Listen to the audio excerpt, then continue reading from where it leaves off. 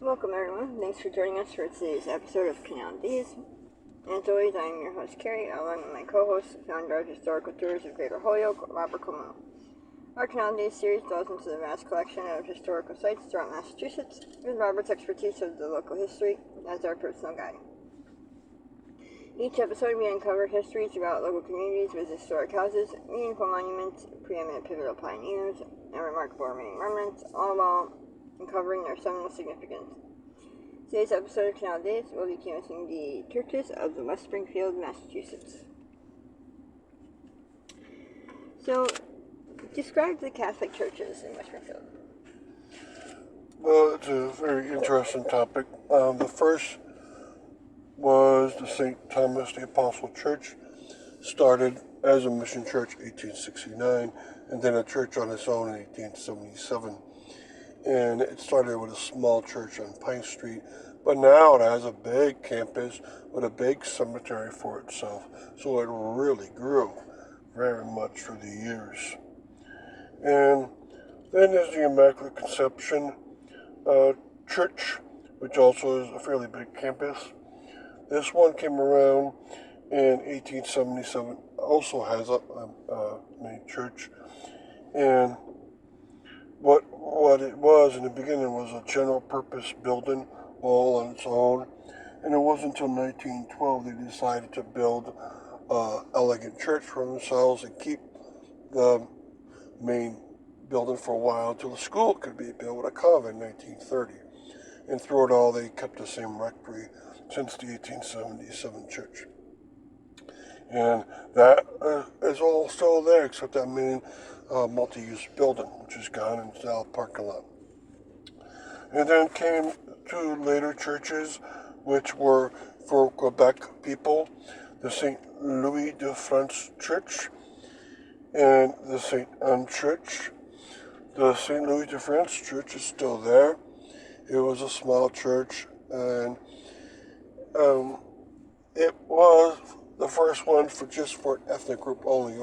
The other two older ones were for all groups. And since so many people from Quebec were settling into West Springfield because of the mills near the Westfield River, you got another one built up. And that was the St. Anne's Church, which is not there anymore.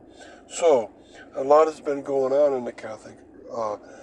Now, before 1877, people from West Springfield that were Catholic would have been going to the St. Michael's Church and Cathedral beforehand. So, quite a history. And can you now describe the Protestant churches? Well, there are many of them, and of course, the oldest ones are usually the Congregational churches. And the first Congregational Church of West Springfield, not in its original state, is still there, and it's a very beautiful church. That church history itself as a parish goes way back to the 1700s, but the one you see there now is from, I believe, the 1890s. And there's other congregational churches around the city. The Mittenique Congregational Church was one close to where the mill workers were, and that was from 1879. And even that one has been sold off, still there but sold, and there's now a Mittenique Congregational Church Modern Edition out in western reaches of West Springfield. But there's also Episcopal churches around, Baptist churches around, a Methodist Episcopal church. So other denominations got involved too, as the usual case. And so thus, there's quite a few churches in West Springfield, and some of them are quite beautiful to look at. And stick around, we will be right back after a quick announcement. Are you fascinated by local history and eager to investigate the obscure treasures off the beaten path throughout the state of Massachusetts? Or maybe just seeking an unforgettable cultural activity for family and friends to enjoy? Look no further than Historical Tours of Greater Holyoke, founded by Robert Como. With over a decade of experience, Robert offers captivating tours and presentations of historic sites and landmarks throughout the state. Whether you're interested in canals, cemeteries, shrine churches, or more, Robert's Tours provide a unique and enriching experience for all. And that's not it. You can also schedule private tours tailored to your interests, ensuring a personalized adventure and unforgettable memories. Perfect for families or groups of all sizes, making for an exciting hands-on learning experience that brings history to life. Simply visit HolyokeCanalTour.org or email bobcat4214, capital B, at yahoo.com to book your private tour today. Now, getting back to our interview, can you clarify if there's any synagogues in West Springfield? No, there are several though in Springfield itself, and some in Holyoke, and some of the ones in Springfield have moved to Long Meadow. But the key point is here that there are 4 Jewish cemeteries in West Springfield, which is an incredible amount, and they're all right in a row, just before the St. Thomas Roman Catholic Cemetery. And so those are heavily used. And they're there, their base synagogues are out of Springfield, where there were 8 synagogues. And so thus, any Jewish person would have gone to Springfield for synagogue. But only 4 of the 8 had their burials in West Springfield. The other burials, the rest of the 4 synagogues have their burial within Springfield itself. And so, even though there's no synagogue directly within the city, they have quite the Jewish presence around the area. And can you define any general points about churches? Yes, like most communities that have canals and mills in it, there would be churches associated with the canal village that comes up.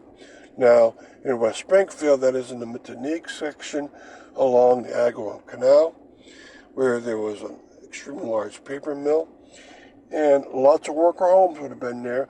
And so thus, you would have had churches that served those people, but because, of course, transportation was always difficult. I'm sure if you had a horse, you can travel a few miles to church. Well, most of those workers didn't have that. And so in Matanik, you would have the Methodist Church, a Congregational Church, and the Catholic churches nearby. And around the main center, you would have had the Congregational churches, and then the Catholic churches would go where a lot of the workers were going. And so that's why you would have the St. Louis de France Church come up within the place where a lot of the Quebec residents were going. And that was on Main Street within West Springfield. So the churches, before about 1940, would follow the population and where they were, because they had to, and the people couldn't get around. There's no trolley neighborhoods in West Springfield, so there was none of that, so it's just mill workers in and around the center. But once you get a prevalence of cars, to a lot of people, which means after 1940s, then you can start to build churches further out. And that might be why, the Matanik built another church, now second edition, a little further out from the area it was in.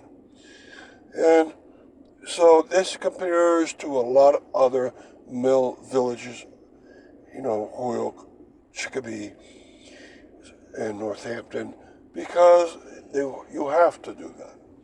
So I hope you look into these churches, and some are still there, some are still in great shape, and have a very interesting history now. I'll give a tour of most of them outside, and I'll give at some point a presentation upon the churches of West Springfield. Thank you. And thank you for listening to our Canal Days series and joining us on our journey through Connecticut River Valley's rich history. We hope you enjoy uncovering some of the hidden and overlooked marvels and their fascinating stories that shaped our past in the state of Massachusetts. A special thanks to Robert Camus, founder of Historical Tours of Greater Holyoke, for sharing his passion and expertise with us. Remember, you can find more information about Robert's tours book private tours, and explore the Canal Days video and podcast series at hoyocanaltour.org. If you enjoyed today's episode, please like, comment, and share. We'd love to hear your thoughts and suggestions for future episodes. Don't forget to keep exploring and discovering history that is hidden in plain sight all around us. Thanks for listening, and don't forget to tune to the next episode of Canal Days and log on to hoyocanaltour.org. Until next time.